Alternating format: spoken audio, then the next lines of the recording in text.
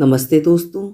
चलिए मैं ले चलती हूँ आपको मालती जोशी जी के कथा संसार में। आज सुनिए उनकी लिखी हुई कहानी विकल्प। तो शुरू करते हैं कहानी। दूर से ही बैंड की आवाज़ कान में पड़ते ही बबली ने किताबें परे सरकाईं और लपक कर खिड़की पर जा खड़ी हुई। ये तो बाद में याद आया कि इस तरह हाय तौबा मचाने की ज़रूरत नहीं थी। अब तो खिड़की पर उसका एकाधिकार है। अब पहली वाली बात नहीं रही कि दोनों दीदी सटकर खड़ी हुई हैं और उन दोनों के बीच में मछली की तरह फिसल कर वो सबसे आगे खड़ी होकर डांट खा रही है। बारात क्रमशः पास आती गई और ठीक उनकी खिड़की के नीचे आकर रुक गई। लोगों ने अपने आप एक गोला बना लिया और जवान लड़के थिरकने लगे। बैंड वाले झूम झूम कर पल्लो लटके की धुन बजाने लगे। औरतें दिल खोलकर नछावर करने लगीं और बैंड मास्टर फुर्ती से नोट बटोरने लगा। नाच का समा कुछ ऐसा बंधा कि बबली के पांव खुद ब खुद थिरकने लगे। उसका मन हुआ कि वो भी दौड़कर नीचे पहुंचे और नाच में शामिल हो जाए और फिर नाचते नाचते धीरे से सेहरा उठाकर दूल्हे राजा का चेहरा देख ले। हाय कैसा लजीला दूल्हा था। सेहरे की लड़ियों से जैसे उस सुदर्शन रूप की आभा छलकी पड़ रही थी। सच कौन भाग्यशालिनी होगी वो जिसके दरवाजे पर ये सजी धजी बारात जा रही है। ये किसके सपनों का राजकुमार है। बबली ओ बबली बहरी हो गई है क्या। इंद्रधनुषी आसमान में उड़ते हुए जैसे किसी ने धरती पर लापटका। क्या है उसने गुर्रा कर पूछा। घंटे भर से चिल्ला रही हूँ, खिड़की बंद कर, सुनाई नहीं देता। छोटी दीदी ने कटखनी आवाज में कहा। पता नहीं कौन सी क्रीम चुपड़ कर बैठी थी, चेहरा एकदम विभत्स लग रहा था। रही सही कसर आवाज ने पूरी कर दी थी। अब भी उनका भुनभुनाना जारी था। पता नहीं कैसा घर है, दिन भर काँव काँव लगी रहती है। कोई एक मिनट यहाँ बैठकर शांति से काम नहीं कर सकता। ऐसा कौन सा महत्वपूर्ण काम कर रही हैं आप, उसने खींच कर पूछा। दोनों हाथों पर क्रीम मलती दीदी क्षण भर को रुक गईं और उसे खा जाने वाली नज़रों से देखने लगीं। बबली और कुछ कहने को थी पर उसे मौका ही नहीं मिला। तख्त पर लेटे बाबूजी एकदम फट पड़े। वहाँ खड़ी खड़ी जबान लड़ा रही है, शर्म नहीं आती। उन लफंगों का नाच देखना क्या इतना ज़रूरी है। चल बैठकर पढ़ाई कर। बाबूजी ने उसे ऐसे घुड़क दिया जैसे वो फर्स्ट ईयर की छात्रा नहीं, छोटी सी बच्ची हो। बेचारी चुपचाप अपना सा मुंह लेकर पुस्तकों के पास आकर बैठ गई। पर अब पढ़ाई क्या खाक होती, सारा मूड तो हवा हो चुका था। ले देकर घर में एक ही तो खिड़की थी जो सड़क पर खुलती है, वहीं से थोड़ी रौनक देख लेती है तो लोगों से उसका ये जरा सा सुख भी नहीं देखा जाता, बस जब तब झिड़क देते हैं। खिड़की बंद हो गई थी पर बाजे की मधुर ध्वनि अब भी पल्लों से छन कर आ रही थी। पर अब बबली के पांव उस सुरताल पर थिरकना भूल गए थे। आतिशबाजी की सतरंगी किरणें रोशनदान से झांक रही थीं। उन्हें देख देख कर उसका मन सुलग रहा था। फिर धीरे धीरे वो संगीत, वो शोर, वो हंगामा दूर होता चला गया और घर एक सन्नाटे में डूब गया। बबली को लगा जैसे घर अरसे से इसी तरह एक मनहूस चुप्पी ओढ़े पड़ा है। उसका रुआसा चेहरा अम्मा से नहीं देखा गया। कसैले स्वर में बोली, क्यों झड़क दिया बेचारी को। खिड़की पर खड़ी ही तो थी, किसी का क्या ले रही थी। बारात ही तो देख रही थी। इस दरवाजे पर तो पता नहीं कभी कोई बारात आएगी भी या नहीं। उसे दूसरों की खुशी में ही मन बहलाने दिया होता। बबली डर गई कि अब एक महाभारत होके रहेगा। पर बाबूजी शायद बहुत थके हुए थे या फिर उनके सारे जवाब चुक गए थे, तभी तो अम्मा की इतनी कड़वी बात को चुपचाप पी गए। उन्होंने एक तरह से विषय ही बदल दिया। बोले, ये बबलू नहीं दिखाई दे रहा है, ट्यूशन पढ़ने गया है। झूठ, एकदम झूठ। बबली का मन हुआ कि चीख कर अम्मा के इस झूठ का पर्दाफाश कर दे। कह दे कि बबलू पिक्चर गया है और अम्मा इसे जानती हैं। वो तो पड़ोस में ज़रा सा टीवी देखने चली जाती है तो घर में तूफान आ जाता है, मगर बबलू महीने में 4-5 पिक्चर देख ही डालता है। अम्मा खुद उसे पैसे देती हैं। पर उसने कुछ नहीं कहा। जानती है इस घर में बबलू के तो 100 खून माफ़ हैं क्योंकि वो लड़का है। कटघरे में तो उसे ही खड़ा होना है हमेशा क्योंकि वो लड़की है, तीसरी लड़की। अनचाहे मेहमान की तरह उसे हमेशा ही उपेक्षा सहनी है, अवहेलना झेलनी है। माँ बाप ने तो चाहा था एक और लड़का, पर साथ लगी वो भी चली आई। इस अपराध को कभी माफ़ नहीं किया गया। साथ साथ जन्म लेने के बावजूद उसे बबलू के बराबर दर्जा कभी नहीं मिल सका। बचपन से ही देखती आ रही है कि मलाई बबलू के दूध में पड़ती है, घी उसकी रोटी में लगता, नए कपड़े खिलौने उसके लिए आते। बबली तो बस उतरन पुतरन पर पल गई। बबलू के महंगे स्कूल में एडमिशन कराया गया, उसके लिए ट्यूटर लगाए गए। बबली सरकारी स्कूल में पढ़ती रही। उसके पास होने पर कभी मिठाई नहीं बटी, अलबत्ता फेल होने पर डांट जरूर पड़ती। और तो और घर में कोई मेहमान भी आते तो बबलू को ही नोट थमा कर जाते। घर में जन्मदिन भी उसी का मन था।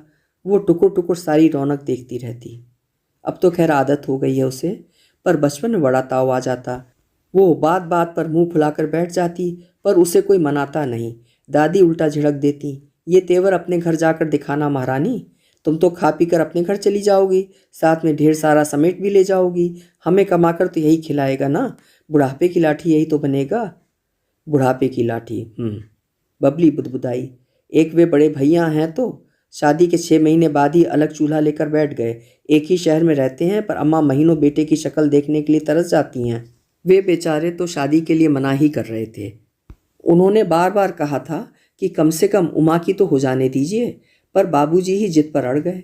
10,000 नगद और बहू की बैंक वाली नौकरी, उनके मुंह में पानी आना स्वाभाविक ही था। सोचा होगा एक बार कमाऊ लड़की घर में आ जाए, फिर तो पलक झपकते ही उमा रमा दोनों निपट जाएंगी। पर हाय, उनका सोचना कुछ भी नहीं हुआ। कमाऊ बहू कोई मोम की गुड़िया नहीं थी, नफ़ा नुकसान खूब समझती थी। पहली होली पर जो पीहर गई तो फिर लौटी ही नहीं। साफ कहलवा दिया कि 3-3 ननदों की शादी करते करते तो हम बुढ़ा जाएंगे, फिर अपनी ज़िंदगी कब जिएंगे। बहू की कमाई का भ्रमजाल तो टूटा ही, लड़का भी हाथ से जाता रहा। उसकी शादी पर जो कर्ज उठाया था, उसकी किस्तें भरते भरते बाबूजी बूढ़े हो गए। भैया तो जैसे उस खर्च से अनजान ही बने रहे। अपनी गृहस्थी में ऐसे डूब गए हैं कि महीनों घर का रुख नहीं करते। आते भी हैं तो भाभी से छुपकर, कुछ देना चाहते भी हैं तो दे नहीं पाते। बीबी को पाई पाई का हिसाब देना पड़ता है। राखी भाई दूज पर भाभी साथ में आती हैं। 10-5 रुपए बहनों को पकड़ाते हुए भैया का चेहरा अत्यंत दयनीय हो जाता है। पर भाभी के तेवर ऐसे होते हैं मानो ननदों पर दुनिया भर की दौलत लुटाई जा रही हो। बबली का मन होता है कि वे रुपए उन्हीं के मुंह पर फेंक मारे, कह दे कि हमारी तरफ से बच्चों को मिठाई खिला देना, पर भैया की ओर देखकर चुप रह जाना पड़ता है। बबली, अम्मा ने थके स्वर में पुकारा। भीतर जाकर देखो तो उमा को अभी कितनी देर लगेगी, मेरी तो आंखें झपकी जा रही हैं। अरे बबली को याद ही नहीं रहा, अम्मा तो सच में अब तक भूखी बैठी होंगी। बड़ी दीदी का आज प्रदोष है ना, शिव चालीसा का पाठ किए बिना वे खाएंगी नहीं, और बच्चे भूखे हों तो अम्मा के गले से भी कौर नहीं उतरता। रसोई में आकर देखा, एक कोने में स्थापित ठाकुर जी के सामने दीदी ध्यानस्थ बैठी हैं। उनके होंठ निशब्द हिल रहे हैं। दाहिना हाथ पल्ले से ढका है और लगातार हिल रहा है। सच तो दीदी जाप कर रही हैं। इन दोनों ये एक नया कार्यक्रम शुरू हो गया है। मंदसौर वाली मामी जी पता नहीं कौन सा मंत्र बता गई हैं। कह रही थी 1.25 लाख का जब पूरा होते ना होते दरवाजे पर शहनाई बज उठेगी। दीदी तभी से उसी मंत्र के पीछे पड़ गई हैं। सुबह समय नहीं मिलता तो शाम को माला लेकर बैठ जाती हैं। शादी के नाम पर तो इनसे कोई कुछ भी करा ले। 16 शुक्रवार हो गए, 11 बुधवार कर डाले, सोमवार का व्रत तो पता नहीं कब से ही रख रही हैं। फिर किसी ने प्रदोष व्रत भी सिर पर मढ़ दिया, और अब ये मंत्र जाप का नया चक्कर चला है। खींच उठी बबली।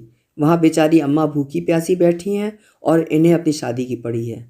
दीदी जल्दी कीजिए, अम्मा भूखी हैं, उसने बेजारी से कहा। दीदी ने इशारे से उसे 5 मिनट रुकने का इशारा किया। दीदी का यह अंदाज उसे अपनी दादी की याद दिला गया और उसे हंसी आ गई। कैसी विडंबना है। 28 साल की दीदी को देखकर उसे 68 वर्ष की स्वर्गीय दादी की याद आ रही है। पर कौन कहेगा कि दीदी मात्र 28 की हैं। निरंतर उपवासों ने देह को सुखा दिया है, चेहरे की रौनक छीन ली है। अब उन्हें न पहनने का शौक रहा है न संवरने का। भैया 1000 बार कह चुके हैं कि ऐसी मीराबाई बनकर रहती है ना, तभी तो कहीं बात नहीं बनती। आजकल के लड़के तो मॉड लड़कियां पसंद करते हैं। शक्ल सूरत चाहे कैसी हो, पर रहन सहन ढंग का होना चाहिए। बड़े भैया बेचारे ठीक ही कहते हैं, पर जब से उन्होंने अलग घर बसाने का घोर पातक किया है, कोई उनकी बातों पर कान नहीं देता।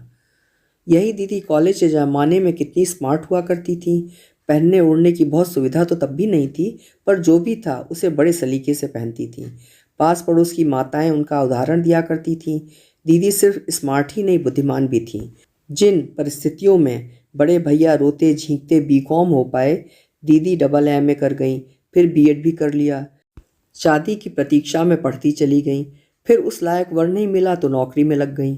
अब पिछले 6 सालों से अपने दहेज की रकम जमा कर रही हैं, पर हर साल उनकी उम्र और दूल्हों के भाव दोगुने अनुपात में बढ़ते जा रहे हैं।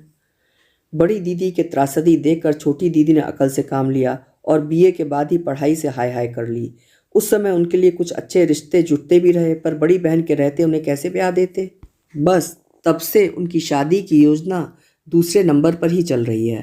परिणाम स्वरूप दीदी बेहद चिड़चिड़ी हो गई हैं। अपनी उम्र उन्हें हाथों से फिसलती नजर आती है और वे अधीर हो उठती हैं। अपना सारा आक्रोश वे अपने आसपास वालों पर उड़ेलती रहती हैं। उनके इस स्वभाव ने उनकी सारी लालिमा, सारा माधुर्य सोख लिया है। महंगी से महंगी क्रीम भी अब चेहरे की वो ताजगी नहीं लौटा पाती है। इन दोनों को देखती है तो बबली का दिल डूबने लगता है। उसे उन दोनों में अपना भविष्य नजर आने लगता है। वो इस साल फर्स्ट ईयर की परीक्षा दे रही है। 2 साल में बीएससी कर लेगी, बहुत जोर मारेगी तो एमएससी कर लेगी।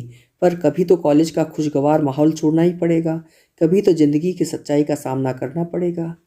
तब लोग बाग तो शायद उसे जिंदगी भर बबली ही समझते रहेंगे। उन्हें कौन जाकर समझाएगा कि वो भी अब सपने देखने लगी है। उन सपनों में अनजाने देश का कोई राजकुमार आकर उसे तंग करने लगा है। ये कौन जानेगा कि किसी की बारात देखते ही उसके मन के आंगन में शहनाई बज उठती है। वो किसे बताए कि पुरुष स्पर्श की कल्पना मात्र से ही उसकी पुलक पल्लवित देह वीणा की तरह झंझना उठती है। ये सब वो किससे जाकर कहे, कौन समझेगा। सबके मन तो बड़ी दीदी की चिंता से लबालब भरे हुए हैं। उनसे उबरने के बाद मंझली दीदी का नंबर आएगा। तब तक बबली क्या करे? बड़ी दीदी की तरह सन्यासिनी बनकर वर की प्रतीक्षा करे, या छोटी दीदी की तरह उम्र को बांध रखने का प्रयास में बढ़ाती चली जाए? तीसरा कोई विकल्प भी तो नहीं है। अभी आप सुन रहे थे बबली के मन की व्यथा। कहानी आपको कैसी लगी कमेंट बॉक्स में ज़रूर लिखिएगा। फिर मिलेंगे। आपका समय शुभ हो, सुंदर हो।